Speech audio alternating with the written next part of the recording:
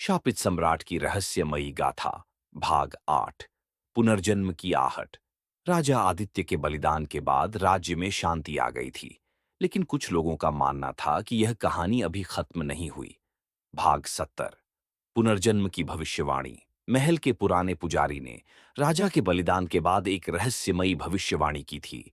जब शाप मुक्त होगा, तब सम्राट अपनी नई पहचान में जन्म लेगा।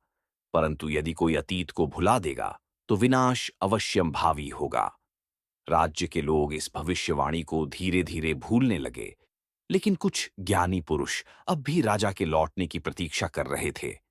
भाग 71।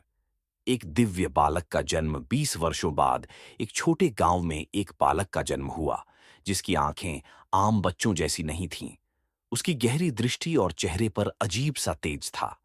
यह बालक साधारण नहीं है, गांव के एक बुजुर्ग ने कहा, परंतु किसी को नहीं पता था कि यही राजा आदित्य का पुनर्जन्म था। भाग 92। खोई हुई यादें। जैसे जैसे बालक बड़ा हुआ, वह अजीब सपने देखने लगा। सपनों में वह एक विशाल महल, युद्ध के मैदान और एक रहस्यमयी दरवाजे को देखता था। माँ, मैंने एक विशाल सिंहासन देखा।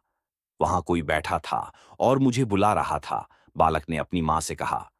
गांव के बड़े बुजुर्ग यह सुनकर चौंक गए। भाग 77। नियति का संकेत। एक दिन गांव में एक साधु आया। उसने बालक को देखा और उसके माथे पर हाथ रखा। अचानक साधु के चेहरे पर मुस्कान आ गई। यह वही आत्मा है जो शाप मुक्त करने के लिए जन्मी थी। लोगों को यह समझने में देर नहीं लगी कि राजा आदित्य पुनर्जन्म ले चुका है। भाग 74। खोई पहचान की खोज। अब सवाल यह था, क्या इस बालक को अपने पिछले जन्म की बातें याद थीं? क्या वह अपना असली उद्देश्य समझ पाएगा? साधु ने कहा, समय आने पर इस बालक को अपने अतीत की सच्चाई बतानी होगी, नहीं तो विनाश अवश्यम भावी है। क्या राजा आदित्य अपनी पहचान को याद करेगा? क्या उसका पुनर्जन्म राज्य की नई चुनौती बनकर आएगा? इस रहस्यमयी गाथा को जानने के लिए अगले भाग का इंतजार करें। आगे जानने के लिए देखिए अगला एपिसोड, शापित सम्राट की रहस्यमयी गाथा। भाग 9। जागृति का समय।